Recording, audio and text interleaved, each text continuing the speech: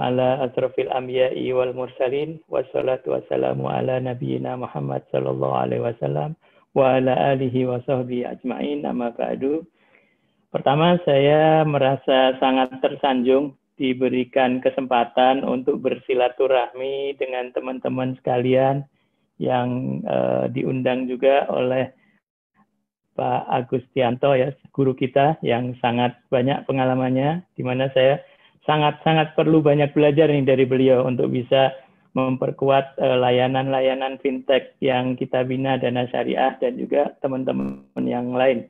Jadi terima kasih atas undangannya Pak Agustianto dan teman-teman dari Exisot Consulting. Ya, insya Allah ini bisa berlanjut ke kerjasama yang lebih besar, insya Allah, yang real, yang bisa bermanfaat untuk masyarakat banyak.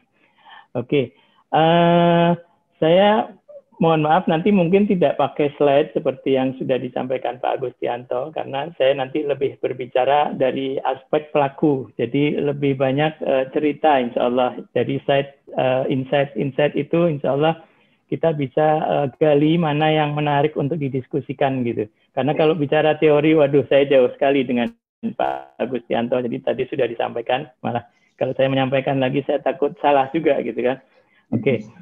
Tapi saya garis bawahi tadi yang disampaikan guru kita Pak Agustianto, bahwa kita ini ada di dalam era revolusi industri, kata beliau tadi. Betul, jadi kita di era revolusi industri, terutama yang berkaitan dengan teknologi saat ini, yaitu fintech, ya. Fintech ini salah satu revolusi industri, dan kalau fintech itu dengan skema syariah kita sebut sebagai fintech syariah. Nah, sebelum itu saya ingin mundur ke belakang sedikit supaya kita punya gambaran yang sama, ya, pijakan yang sama, bahwa saat ini sudah jelas kita rasakan dan kita menyaksikan terjadi tren global, orang berpindah ke halal lifestyle. Halal lifestyle, jadi lifestyle yang halal. Halal lifestyle ini baik itu berupa orang lebih banyak mencari makanan halal, jadi halal food gitu ya. Kemudian juga orang berpakaian juga sesuai syariah, halal fashion. Kemudian orang juga bepergian atau safari atau turis, mencari safari atau turis yang tujuan-tujuannya, makanan-makanannya, dan cara-caranya juga yang halal. Jadi tren halal lifestyle ini kita boleh bilang hijrah begitu ya, hijrah dari lifestyle yang biasa menjadi lifestyle yang sesuai syariah dan halal. Dan fenomena ini alhamdulillah menggejala di seluruh dunia, bukan hanya di Indonesia. Mungkin kalau di Indonesia kita yang jelas melihat banyak sekali artis yang tadinya tidak memakai hijab, sekarang memakai hijab, salah satunya dari sisi hijrah halal fashion. Kemudian kalau di luar negeri kita banyak dengar dari kawan-kawan kita di Jepang, ya, itu banyak sekali orang Jepang atau chef ahli masak yang berbondong-bondong ingin mendapat informasi tentang bagaimana mengelola makanan yang halal di restoran-restorannya. Karena mereka setelah belajar tentang halal food, ternyata halal food itu bukan hanya halal, tapi thayyib juga. Jadi artinya ada value-value yang tinggi, sehingga makanan itu disebut halal. Sehingga mereka berbondong-bondong ingin belajar bagaimana mengelola makanan itu supaya makanan itu terjamin kehalalannya. Jadi boleh dibilang tren hijrah menuju ke halal lifestyle ini mengejala di seluruh dunia.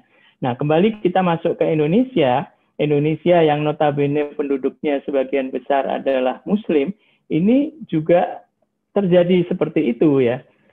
Nah, penduduk Indonesia yang sebagian besar Muslim ini sebetulnya tidak sulit untuk berhijrah, karena sebetulnya sebagian besar sudah beragama Islam, tinggal lifestyle-nya saja yang diarahkan untuk sesuai syariah dan halal. Sehingga memang terjadilah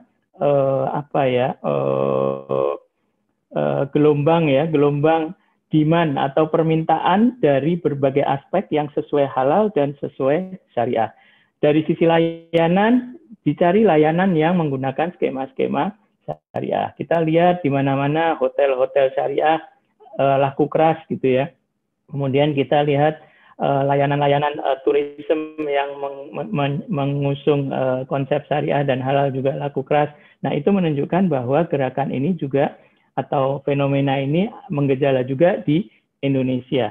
Nah, tidak kalah pentingnya ternyata memang layanan-layanan itu bukan hanya tadi layanan turis halal, makanan halal, fashion halal, tapi ada satu lagi yang cukup penting yaitu halal finansial.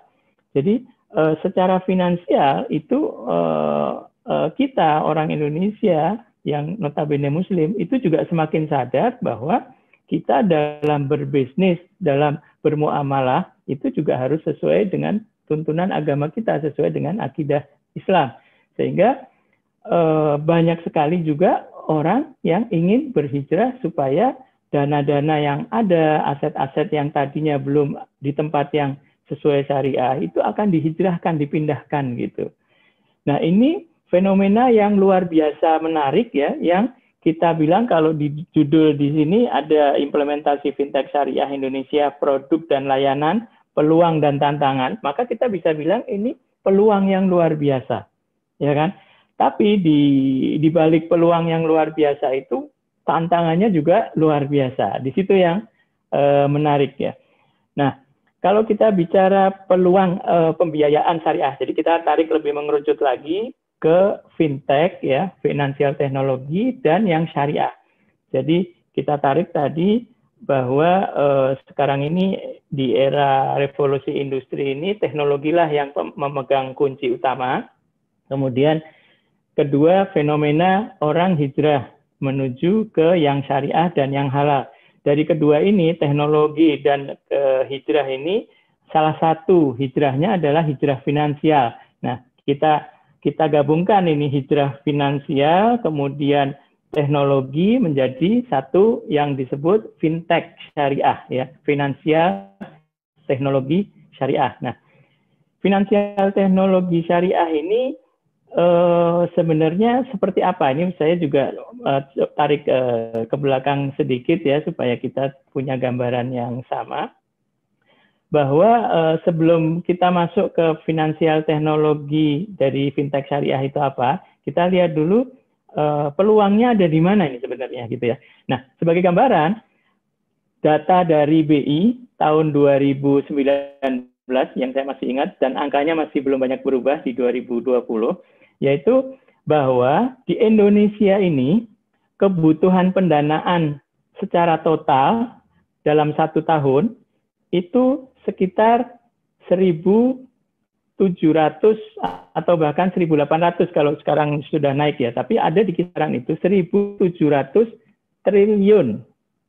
Ada yang mengatakan 2.000 triliun bahkan. Jadi oke, kita anggap ini antara 1.700 triliun sampai 2.000 triliun. Itu kebutuhan pendanaan di Indonesia selama 1 tahun. Artinya apa? Orang yang mengajukan kredit rumah, ditambah orang yang mengajukan kredit mobil, ditambah orang yang kredit modal kerja, dan lain-lain, itu digabung semua, itu jumlahnya 1.700 sampai 2.000 triliun per tahun. Itu kebutuhannya, yang mengajukan proposalnya gitu. Diajukan kemana? Ke sistem keuangan yang ada saat ini, yaitu sistem yang non-fintech lah kita bilang. Ada multi-finance, ada bank, ada koperasi simpan pinjam, dan lain-lain. Itu semua digabung 200 triliun. Nah, yang perlu kita sadari bahwa ternyata dari 1.700 atau 2.000 triliun kebutuhan setahun ini, yang bisa dilayani oleh sistem konvensional perbankan dan lembaga keuangan yang ada ini, selain fintech, itu hanya sekitar 600 sampai 700 triliun. Nah, bisa kita bayangkan berarti lebih besar yang tidak terlayani daripada yang terlayani. Anggap kita pakai angka 2.000, berarti masih ada 1.300 triliun yang tidak bisa dilayani oleh perbankan atau lembaga-lembaga konvensional non-fintech yang ada. Nah, kemana mereka mendapatkan pendanaan? Akhirnya mereka lari atau ditangkap oleh rentenir-rentenir mungkin ya, atau lembaga-lembaga yang yang tidak legal gitu ya, yang mungkin cost of fund-nya tinggi, yang mungkin tidak halal, dan seterusnya. Itu kita belum bicara dari 700 miliar yang 700 triliun, bukan miliar ya, tadi saya salah, triliun. Dari 700 triliun yang terlayani itu, kalau kita ambil yang syariah, hanya kurang dari 8% menurut catatan pemerintah. Kurang dari 8%-nya yang diberikan oleh lembaga-lembaga keuangan syariah, baik itu bank dan multifinance dan lain-lain. Jadi kita punya angka hanya dari 700 triliun, 8%-nya, dan itu 8%-nya itu dilayani oleh sistem perbankan. Jadi yang tidak terlayani jauh lebih besar. Itu pun hanya yang tercatat ya di BI. Mungkin di luar itu yang tidak tercatat lebih banyak lagi. Nah, itu fenomena keseluruhannya seperti itu. Nah, sekarang kita masuk ke fintech. Nah, fintech itu ingin melayani 1.300 triliun yang tidak bisa dilayani oleh lembaga-lembaga konvensional yang ada saat itu gitu. Keinginannya seperti itu, rencananya seperti itu, atau tujuannya seperti itu. Kenapa harus fintech? Kenapa kok bank-bank tidak melakukan perluasan pelayanan? Karena bank itu sudah punya pakem aturan ya, yang baku, yang sesuai aturan regulator pemerintah ya, yang tidak bisa fleksibel, sehingga banyak sekali yang tidak bisa memenuhi syarat.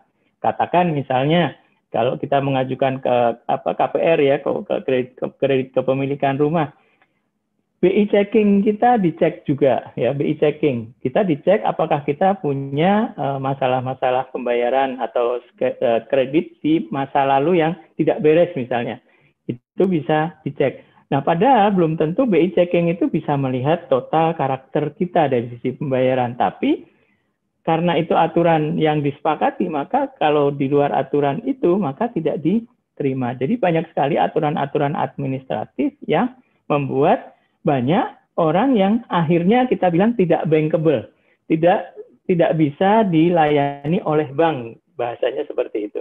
Nah, ini jumlahnya jauh lebih besar daripada yang bisa dilayani. Akhirnya mereka larinya ke digital, atau maksud saya rentenir lah gitu, rentenir atau bahkan yang tidak syariah, yang cost-nya tinggi, tapi terpaksa mereka ambil karena kalau tidak usahanya tidak jalan. Nah, inilah yang ingin kita garap gitu. Nah, untuk menggarap itu OJK tahun 2016-2017 itu mulai membuka diri untuk lembaga-lembaga yang mau melayani pendanaan itu untuk bisa melegalkan usahanya dan diawasi oleh OJK. Jadi tahun 2016-2017 itu OJK baru menggodok untuk bisa mengakomodasi pengajuan perizinan untuk lembaga yang seperti itu. Maka masuklah fintech ya, finansial teknologi, di mana finansial teknologi ini model bisnisnya macam-macam ya. Ada yang dari sisi pembayaran, membuka misalnya yang kita kenal semacam GoPay gitu ya. GoPay itu payment gateway atau e-money gitu ya. Jadi orang dengan memanfaatkan teknologi bisa menyimpan dananya tidak harus di bank gitu, dan bisa dibayarkan ke pihak lain seperti uang digital biasa gitu. Nah, itu juga salah satunya. Jadi fintech ini ada di bidang keuangan untuk payment gateway atau e-money, uang elektronik, ya kan. Kemudian ada juga fintech dalam hal manajemen, misalnya marketplace gitu ya. Marketplace itu termasuk fintech yang dalam hal manajemen. Jadi support manajemen, menyediakan pasar untuk orang bertransaksi secara virtual. Itu juga termasuk fintech ya, marketplace. Ada marketplace yang kita kenal besar-besar ya, Tokopedia, Lazada, Bukalapak, dan lain-lain. Itu juga fintech juga, kemajuan juga. Karena orang dengan memanfaatkan teknologi bisa belanja di setiap saat ya, setiap waktu dimanapun tempatnya, tanpa harus jam kerja, tanpa harus hari kerja, dari manapun selama ada akses internet bisa dilakukan transaksi. Nah, jadi fintech itu ingin mengisi kekosongan yang tidak bisa dilayani secara konvensional. Nah, secara keuangan, Dana Syariah itu melihat ada peluang di mana developer properti ya. Jadi karena dana syariah ini berangkatnya dari pelaku-pelaku usaha properti, yaitu developer, dan developernya bukan developer besar-besar, bukan, tapi developer kecil ya, di mana developer yang teman-teman kita, teman-teman dari dana syariah ini, yang developer kecil ini sudah terbiasa menjalankan skema syariah dalam berkolaborasi dengan pihak lain, dengan mitra. Misalnya, tanah dimiliki oleh si A, kemudian keuangan atau modal dimiliki oleh si B, kemudian kita developer ini menjalankan, mengoperasionalkan gitu. Jadi tanahnya dari orang si A, keuangannya dari si B, kita sebagai operator pengelola, kemudian bermusyarakah. Ini sudah terbiasa seperti itu. Sudah lebih dari 10 tahun menjalankan seperti itu. Hanya karena waktu itu belum menggunakan teknologi, maka yang bisa kita ajak bergabung hanya kawan-kawan yang kita kenal. Baik itu teman sendiri atau temannya teman gitu ya. Kemudian keluarga sendiri, keluarganya keluarga ya, jadi berantai gitu. Jadi skupnya hanya kecil sehingga seringkali developer ini terbatas kemampuan pengembangannya. Pada saat kita sudah selesai ini, habis teman-teman kita, dananya sudah masuk semua. Kita mau punya proyek baru, harus nyari teman baru lagi gitu, dan itu karena tidak pakai teknologi terbatas. Nah, dengan adanya teknologi di tahun 2016-17 itu akhirnya kita jadi tahu, oh ternyata ada cara untuk mengajak orang lain masuk ke satu proyek tanpa harus kenal. Satu itu. Kemudian tanpa harus ketemu muka, kemudian tidak harus besar. Biasanya kita kalau ngajak teman atau siapa yang punya duit, ayo 100 juta, 200 juta silakan. Tapi ternyata itu 100 juta, 200 juta itu kan cukup besar gitu. Tapi dengan teknologi kita bisa cukup dengan 1 juta misalnya, atau diperkecil lagi 100.000 pun orang bisa ikut di dalam proyek properti. Yang itu tadinya tanpa teknologi nggak mungkin. Kita nggak mungkin ke bank mau ikut proyek properti hanya bawa uang 100.000, 500.000, tidak bisa. Gitu kan. Tapi dengan teknologi dimungkinkan, bahkan tidak harus datang ke bank gitu kan, bisa dari rumah. Karena apa? Menggunakan fintech. Fintechnya berupa apa? Aplikasi. Aplikasinya misalnya contohnya Dana Syariah. Jadi aplikasinya itu cukup bisa diunduh di gadget kita. Kemudian dari aplikasi itu kita bisa ikut urun dana atau crowdfunding mendanai proyek-proyek properti yang sudah difilter. Nah, ini gambaran mengenai fintech dana syariah ya.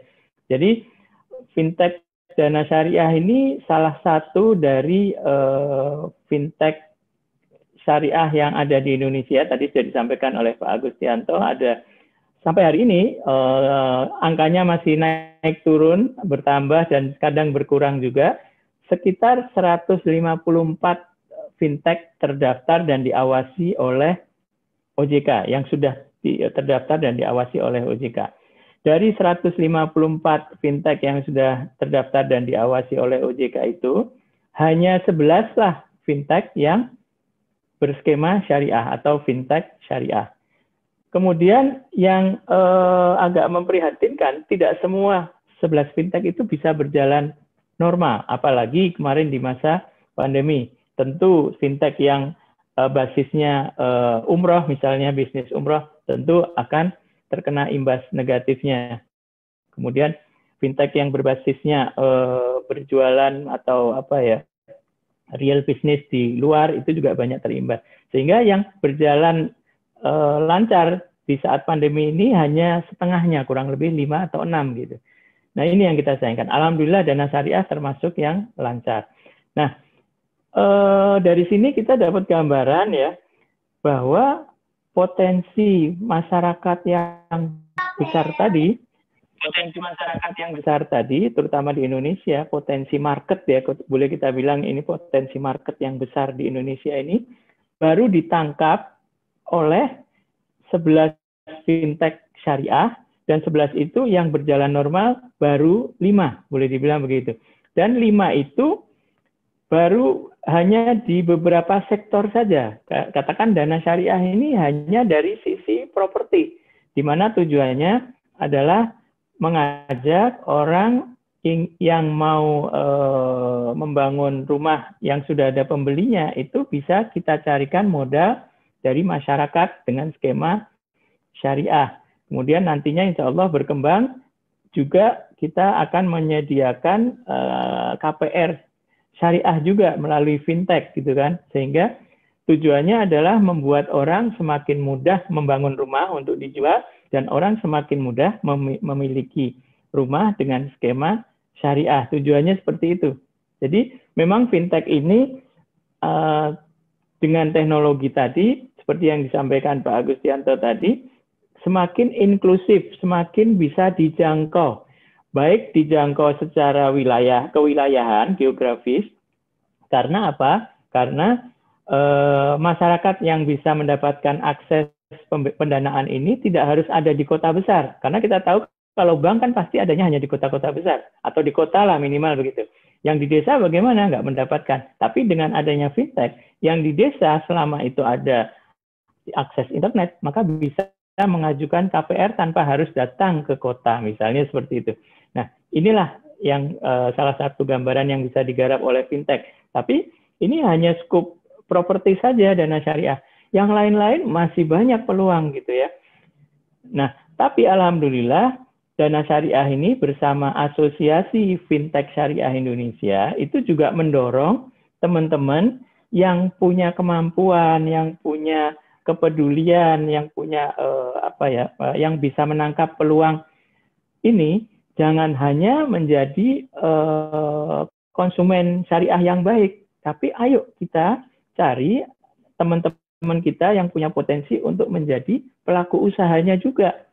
Karena sekarang ini konsumen syariah yang luar biasa besar di Indonesia dan tumbuh terus ini lebih banyak dilayani oleh pelaku-pelaku usaha yang non-Muslim. Bahkan bukan hanya non-Muslim, non-Indonesia gitu. Jadi pemilik-pemilik dari lembaga-lembaga keuangan syariah yang segmen pasarnya, konsumennya syariah ini dimiliki oleh non-Muslim sebagian besar dan bahkan non-Indonesia. Ini yang kita sayangkan. Jadi melalui forum ini, ayo kita sama-sama jangan hanya menjadi konsumen syariah yang baik atau yang besar yang tumbuh, tapi ayo kita buat dari sisi lain, yaitu pelaku-pelaku usahanya yang bisa menangkap dan melayani konsumen-konsumen syariah yang tumbuh dan luar biasa besar ini gitu. Nah, ini yang menarik. Nah, di Asosiasi Fintech Syariah di mana saya tergabung di dalamnya yang sudah ada sekarang ini, kita mendorong tumbuhnya startup-startup baru yang nantinya bisa melengkapi kekurangan atau kekosongan-kekosongan pelaku usaha syariah ini supaya bisa tumbuh dan berkembang melayani masyarakat ini supaya konsumen syariah ini kita yang menjadi tuan rumahnya gitu, bukan orang asing bahkan non-Muslim gitu, yang mungkin punya visi misi yang berbeda gitu. Kalau kita harusnya yang paling memahami value-value syariah dan menerapkan akad-akad syariah di dalamnya, karena kita yang paling berkepentingan gitu. Nah, itu kurang lebih gambarannya seperti itu. Nah, dalam perjalanan Asosiasi Fintech Syariah ini, mulai ada teman-teman yang masuk ke sektor-sektor pembayaran misalnya. Sekarang ini yang lagi menjadi startup yang sedang digodok misalnya Halal Pay gitu ya. Jadi semacam GoPay tapi di sini ada namanya Halal Pay yang sedang ditumbuhkan oleh teman-teman ini supaya skema-skema yang ada di Halal Pay itu sesuai dengan syariah sehingga kita bisa memberikan pilihan kepada masyarakat mau yang syariah atau yang konvensional. Ini lagi digodok, ada Halal Pay. Kemudian di jual beli sayur mayur dan kebutuhan sehari-hari, kita juga lihat di lapangan, di luaran di sana lebih banyak dilayani oleh orang-orang yang juga non-Muslim. Padahal kita punya kepentingan makanan yang kita makannya harus sesuai syariah. Makanya ada teman-teman yang sedang mengembangkan namanya Halal Fresh misalnya, yang nantinya bisa melayani kebutuhan barang-barang pokok makanan sehari-hari dengan menggunakan teknologi. Ini juga menggunakan fintech juga, marketplace untuk halal food gitu ya. Kemudian dan macam-macam lagi. Nah, mungkin ini sebagai awal pancingan ya supaya teman-teman yang nanti kalau menarik kita diskusikan lebih lanjut. Ini yang bisa saya sampaikan gitu. Jadi dari pengalaman sebagai pelaku bisnis fintech syariah. Jadi boleh dibilang kita ini sangat kekurangan pelaku usaha fintech syariah karena di luar sana sangat banyak konsumen yang menunggu ingin bersyariah total, ingin menjalankan syariah secara sempurna gitu, baik dari sisi pembayarannya, makanannya, turismenya, fashionnya dan lain-lain. Tapi kemana mereka harus mendapatkan itu? Jadi ini yang harus kita song-song sebagai peluang sesuai dengan judul tema diskusi ini. Nah mungkin sebagai awal seperti itu Mbak Rehana, Mbak Moderator. Nanti kalau ada diskusi lebih lanjut dengan senang hati kita diskusikan. Terima kasih, kurang lebihnya mohon maaf. Wassalamualaikum warahmatullahi wabarakatuh.